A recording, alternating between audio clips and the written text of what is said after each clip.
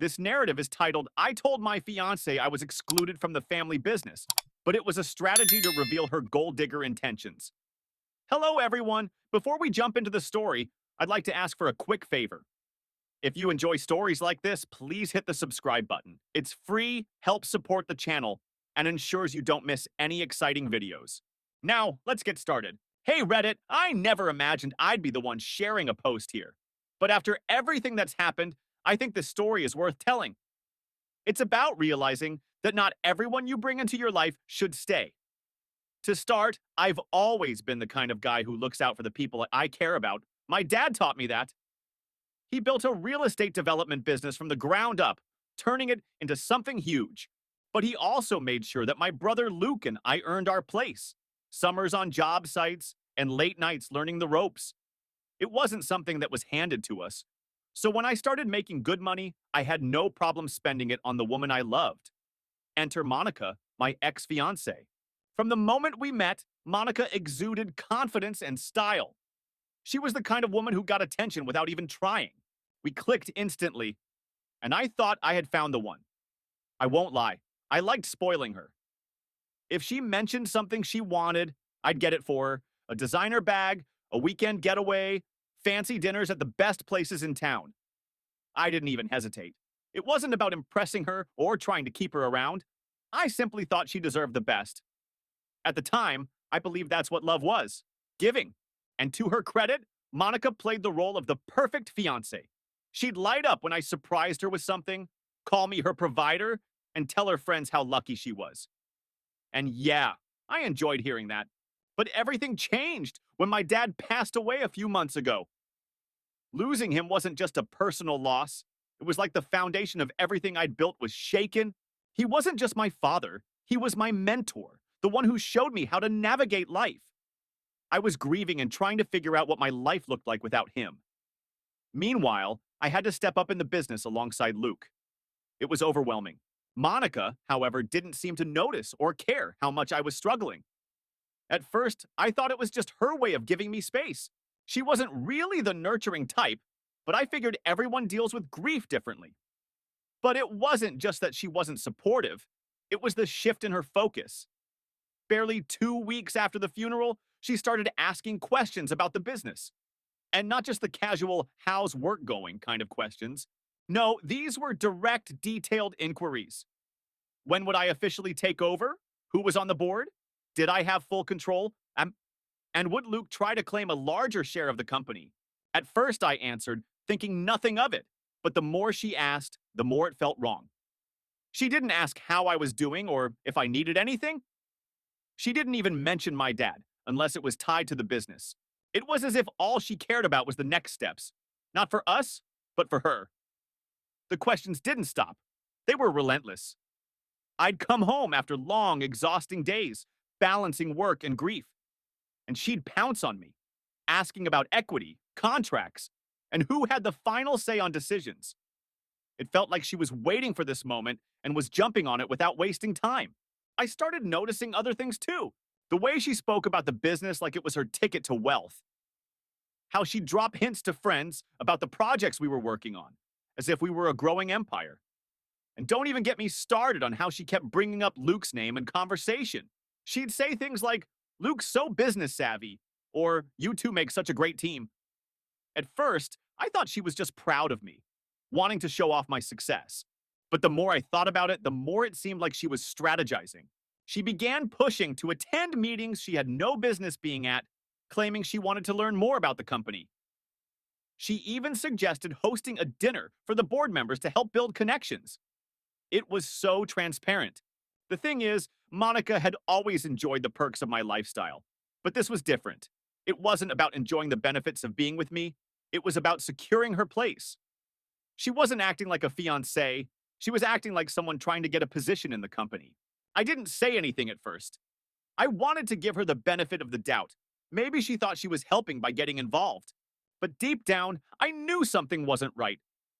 One evening, as we were sitting on the couch, she casually asked, if something happened and you weren't running the company, what would you do? The question hit me like a brick. Not because it was offensive, but because it revealed how she saw me.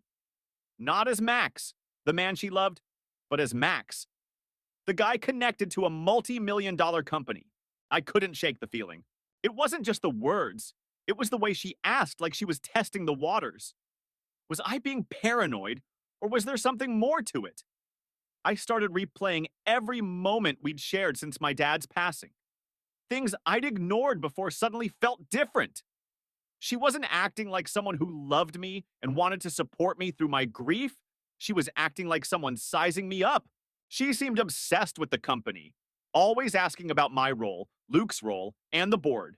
One night, we were sitting in the living room when she started talking about succession planning. She said, family businesses can get really messy if roles aren't clearly defined. Do you and Luke ever fight about who's in charge? Her tone was casual, but I could tell she was paying attention. I replied, not really. We both know our strengths and work together. She nodded, but I could see that she was still thinking about it. The turning point came a few days later. I was in my office, trying to catch up on work, when Monica walked in with 2 cups of coffee. She handed me one and said, "You've been working so hard lately. Do you ever feel like you're carrying all the weight?" I shrugged.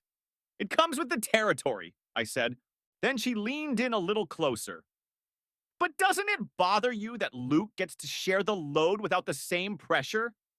I mean, you're the face of the company now, right?" That hit a nerve, not because it was true, but because it felt like she was trying to plant doubt. "Luke's not just assisting," I said a little more sharply than I meant.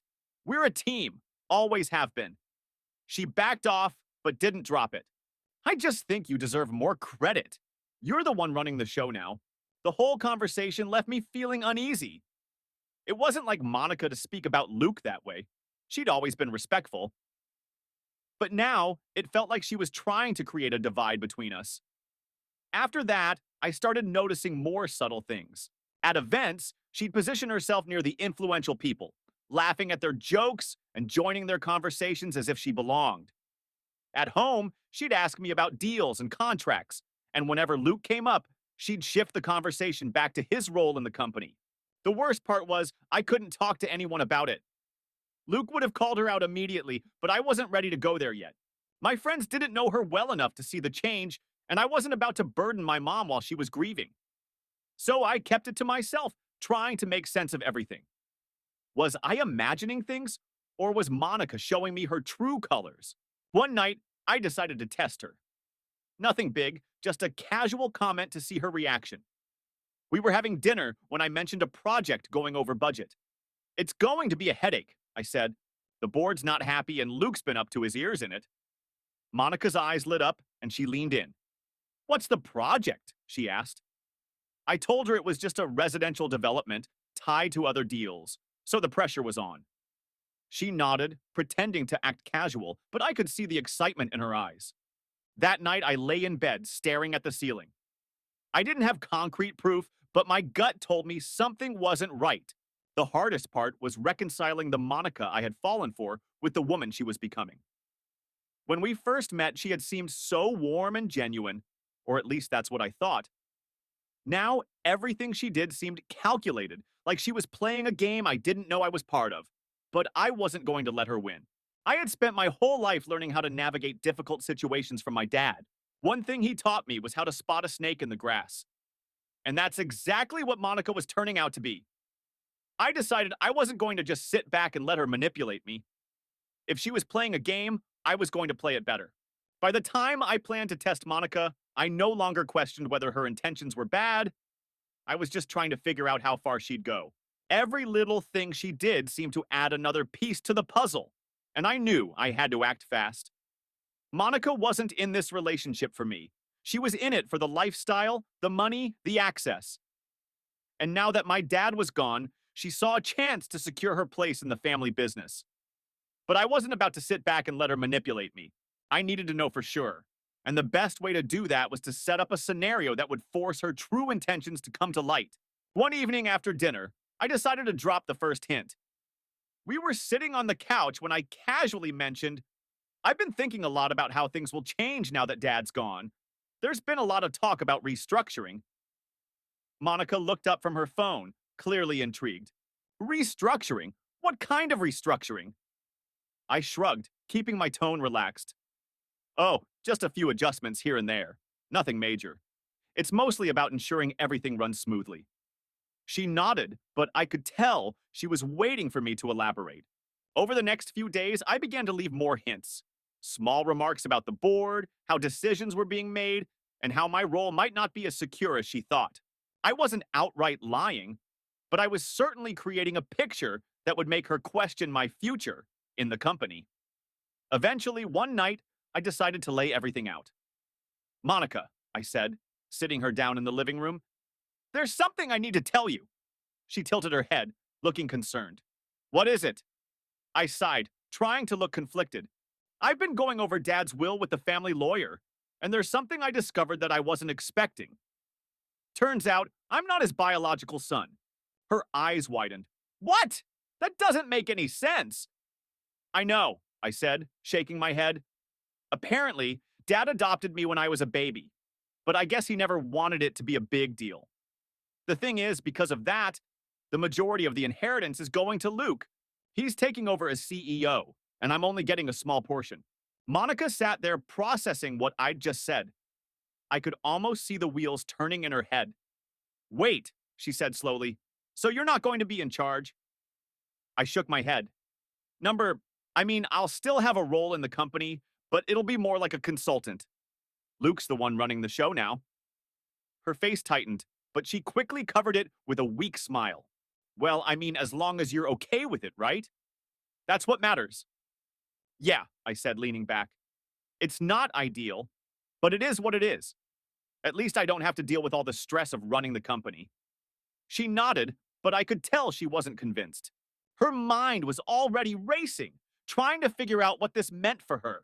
After planting the seed that my position in the company might not be as secure as Monica thought, I sat back and watched. I didn't have to wait long to see the first signs of change.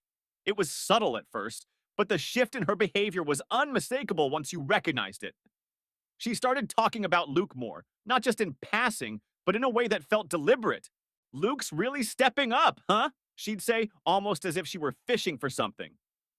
It's impressive how he's handling everything. He's got such a strong presence. Hearing her talk about my brother like that made my stomach churn. It wasn't just the words, it was the way she said them, as if she were testing how far she could push before I noticed. But I didn't call her out. Not yet. I wanted to see how far she'd go. One day, she brought up Luke in a way that really set me off. We were sitting at the kitchen table, and she was scrolling through her phone as usual.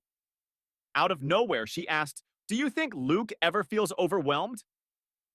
With all the responsibility he has now?" I shrugged, trying to sound casual. Probably. It's a big job. She nodded, her expression thoughtful.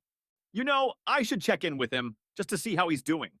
It's important to support each other during transitions like this. I wanted to laugh at the audacity of it. Monica had never shown much interest in Luke before, and now she was suddenly concerned about his well-being. It was clear what she was doing, but I played along. That's nice of you, I said, keeping my voice steady. I'm sure he'd appreciate it. The next few days confirmed everything I had suspected.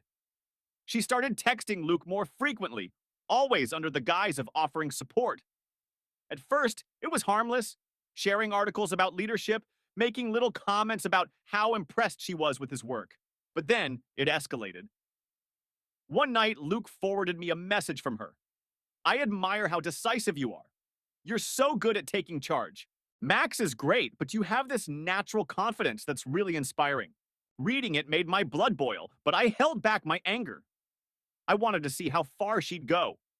Over the next week, the messages grew more personal. She'd ask Luke about his day, share stories about her stressful schedule, and even start dropping compliments about his appearance. You always look so sharp in meetings, one of her texts read. It's really impressive. Then came the photos. They weren't inappropriate, at least not overtly, but they were clearly meant to catch his attention. One was of her at a high-end coffee shop with the caption, "This place made me think of you. We should grab coffee here sometime." Another was of her in a sleek outfit saying, "I was thinking about wearing this to the next event.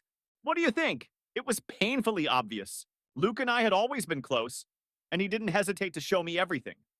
She's not even trying to be subtle, he said, shaking his head. You sure you don't want me to say something? Not yet, I told him. I want to see how far she'll go. The final straw came when Monica showed up at Luke's office unannounced. He texted me as soon as she arrived, saying she'd claimed she was in the area and wanted to check on him. She brought him coffee and sat in his office for nearly an hour, talking about the company and how impressed she was with his leadership. She's laying it on thick, Luke said when he called me afterward. At this point, it's like she's auditioning for a role. That night, Monica came home acting like nothing had happened.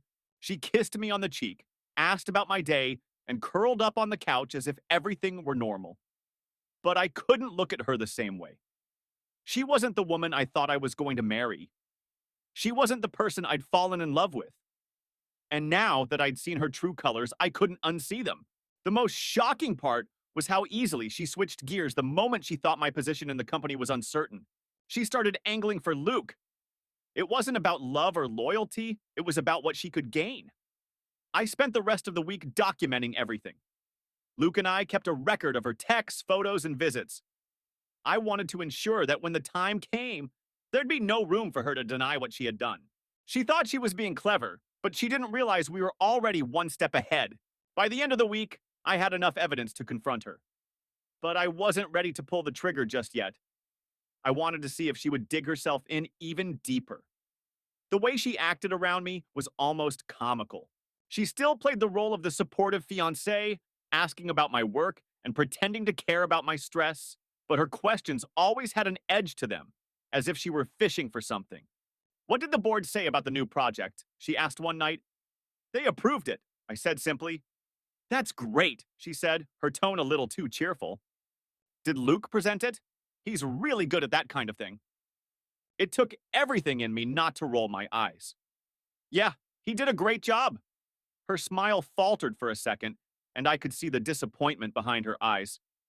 She was trying so hard to act like she cared about me, but her true motives were evident. By now, I wasn't just angry. I was disgusted. The woman I thought I knew was gone, replaced by someone who would do whatever it took to climb the ladder. She wasn't my partner. She was a parasite. But I wasn't about to let her win. The pieces were in place and the trap was set. Now, it was just a matter of time before she realized she had been caught. By the time Monica agreed to meet Luke at his apartment, I knew she had taken the bait. Every step she had taken over the past few weeks had become more desperate, more obvious. Now she thought she was closing in on her next move, but she had no idea we were already ahead of her. The plan was simple. Luke invited her over under the pretense of discussing the company. He told her he wanted to go over some ideas about the business, especially since he was now in charge. Of course, Monica jumped at the chance. She asked if I'd be there, and when Luke casually said I'd be busy, her response was a little too eager. Oh, perfect. That works out. On the day of the meeting, I was already set up at Luke's apartment before she arrived. Luke lived in a sleek high-rise with a great view of the city. Exactly the kind of place Monica would have imagined herself living in if she had played her cards right. I was tucked away in one of the spare bedrooms, phone in hand, ready to record everything. We didn't need much prep. Monica was so caught up in her own schemes that she didn't bother being cautious. When the doorbell rang, I stayed completely still, listening as Luke let her in. Wow, Monica said, her voice bright and sugary. Your place is amazing. I don't remember it being this nice last time I was here. Luke laughed. Yeah, well, I had a few upgrades done recently. Got to keep things sharp. Her heels clicked on the hardwood floor as she walked inside. I brought this for you, she said, and I could hear her setting something down on the counter. Luke later told me it was an outrageously expensive painting. Who brings a painting to a casual business talk? Monica, apparently. From my vantage point in the spare bedroom, I had a perfect view through a small gap in the door. Monica had dressed to impress, a tight red dress, perfectly styled hair, and makeup done just right. Like she was preparing for a high-end gala rather than a simple business meeting. She wore that familiar smile, the one she used when she wanted something, and it was nauseating to see it aimed at Luke. The conversation began innocently enough. She asked how he was managing the new responsibilities and complimented his leadership abilities. She leaned forward slightly as they spoke, her body language almost screaming, "Look at me! I'm here for you!" Luke, to his credit, remained calm. He didn't give her much, just enough to keep her engaged. "You're really good at this," she said after a few minutes. "It's no wonder your dad trusted you with everything. You have such a clear vision for the company." "Thanks," Luke replied casually, as if he weren't fazed. She laughed lightly. "I mean it. Not everyone has that kind of presence. Max is great, of course, but you have this natural confidence that's really impressive." Hearing her say that made my stomach turn. She didn't even hesitate to throw me under the bus. She kept steering the conversation toward herself. "You know," she said, tilting her head, "I've always been interested in the business side of things. I think it's fascinating how much potential there is for growth. I'd love to help in any way I can." Luke nodded, playing along. "What kind of role do you see yourself in?" Monica smiled, her tone becoming more flirtatious. "Oh, I don't know. Something supportive. I'm good at organizing and motivating people. I think I could bring a lot to the table." She reached out and lightly touched his arm, laughing at something he said. It was so calculated, so blatant, and I felt a wave of anger as I recorded the entire exchange. She wasn't even trying to hide her intentions. After about 20 minutes of small talk and veiled compliments, Monica made her move. "You know," she said, her voice dropping slightly, "I've been thinking a lot about the future. You and I could make an amazing team. With your leadership and my support, there's no limit to what we could accomplish." She slid closer to him on the couch, her knee nearly brushing his. "Imagine it. The two of us working side by side, the company would thrive." Luke leaned back slightly, keeping a polite distance. "What about Max?" he asked, his tone neutral. Her response made me grip my phone tighter. "Max is sweet, but let's be real. He doesn't have the drive you do. He's comfortable where he is. But you're different. You're ambitious. You have a vision." My fist clenched as I recorded her words. She had no idea she was digging her own grave. Then came her final move. She placed her hand on Luke's shoulder and leaned in just slightly. "I think we could do great things together, Luke. Don't you?" Luke glanced at his watch, keeping his cool. "You know, I just remembered. I have to head out soon. Something urgent came up." Monica blinked, clearly caught off guard. "Oh, well, I guess we can pick this up another time." Luke stood up and moved toward the door. "Yeah, for sure. Thanks for stopping by." I stayed hidden until I heard the front door close behind her. When I finally came out of the room, Luke looked at me and shook his head. "She's unbelievable," he said. "You got all that?" "Every word," I replied, holding up my phone.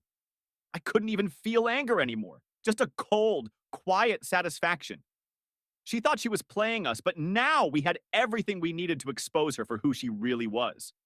The day of the unmasking arrived, and I won't lie, I'd been looking forward to it. Not in a vindictive way, okay, maybe a little, but because I wanted to finally end this chapter of Monica's lies and deceit.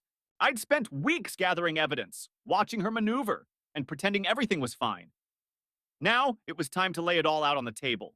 The setting couldn't have been more perfect. A family dinner to celebrate my dad's legacy.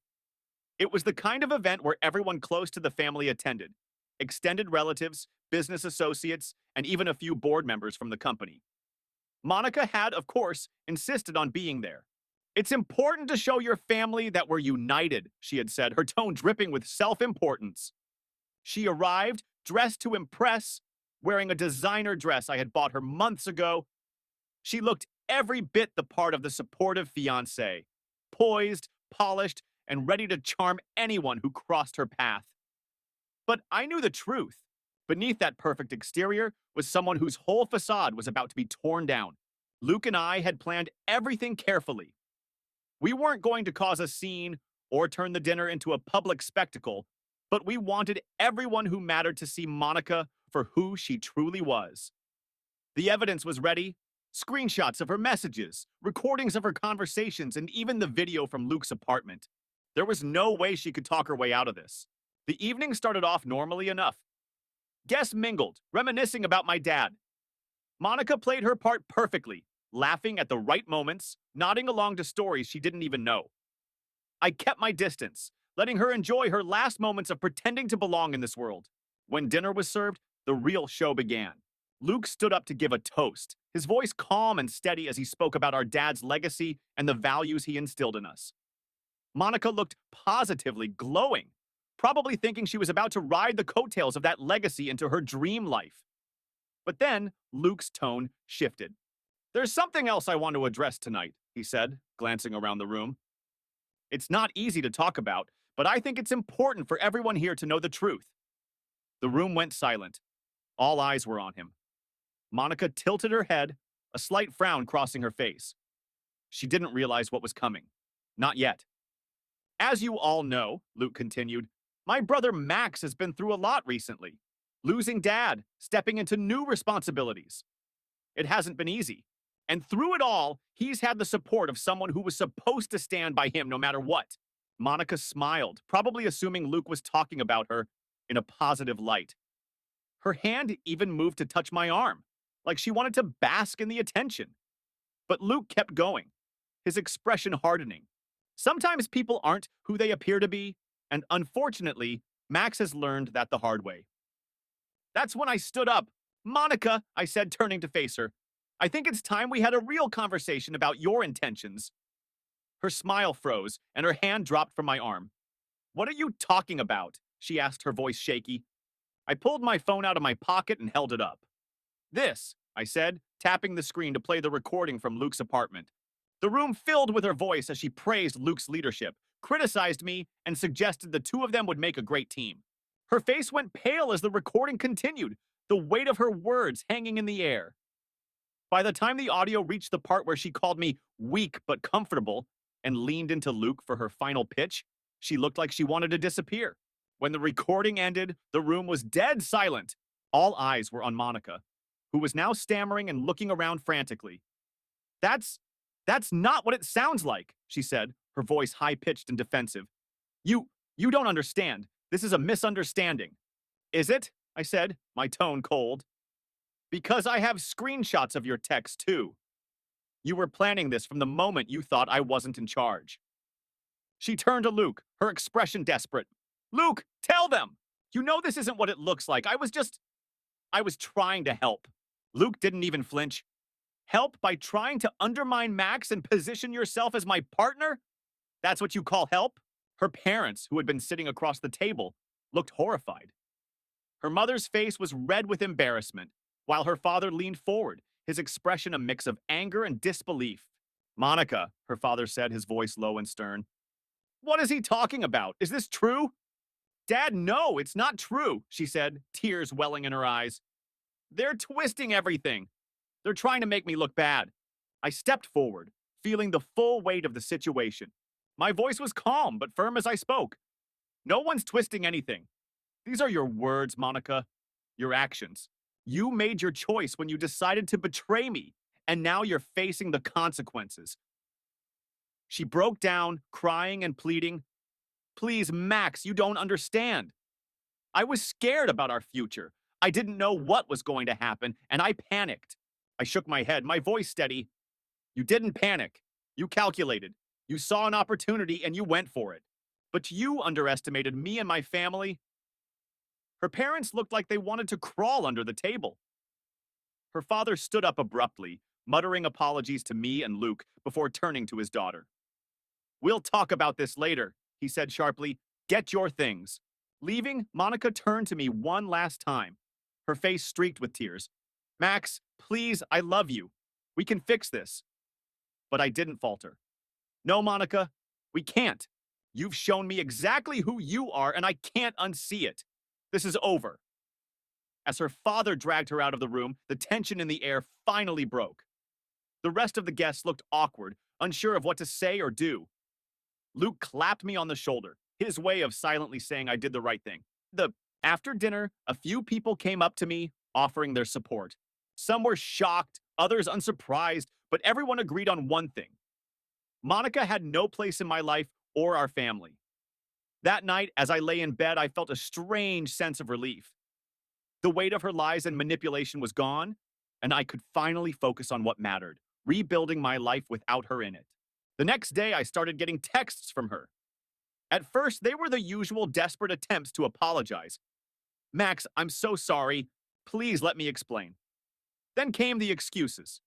You misunderstood everything. I only wanted what was best for us. When I didn't respond, she escalated. I can't believe you'd betray me like that after everything we've been through. I blocked her number, but she found other ways to reach out. Emails, messages, through mutual friends, even handwritten letters left at my door. Each one was more frantic than the last, alternating between begging for forgiveness and accusing me of ruining her life. It was exhausting, but I refused to engage. She didn't deserve a response, and I wasn't going to waste any more energy on her. Then, a week later, she dropped the bombshell. I was sitting in my office going over some paperwork when an email from Monica popped up in my inbox. The subject line read, "You need to know this." Against my better judgment, I opened it. Inside was a single line, "I'm pregnant, Max." "It's your baby." I stared at the screen, trying to process what I was seeing. My first reaction wasn't shock or panic, it was disbelief. This was Monica, the same woman who had lied, manipulated, and betrayed me at every turn. There was no way she was telling the truth now. This wasn't about a baby. This was her last-ditch effort to regain control. Still, I couldn't ignore it completely. I forwarded the email to Luke with a short message. "Look at this nonsense." A few minutes later, my phone buzzed. It was Luke calling me. "Did you respond?" he asked. "Nope," I said, "and I'm not going to. She's full of it." "Good," he said. "She's probably hoping you'll freak out and run back to her. Don't give her the satisfaction." I wasn't planning to. I knew Monica well enough to see through her game. She'd lied about everything else. Why should this be any different? But Monica wasn't giving up that easily. Over the next few days, she started contacting my family. She called my mom, claiming she was pregnant and terrified about what to do.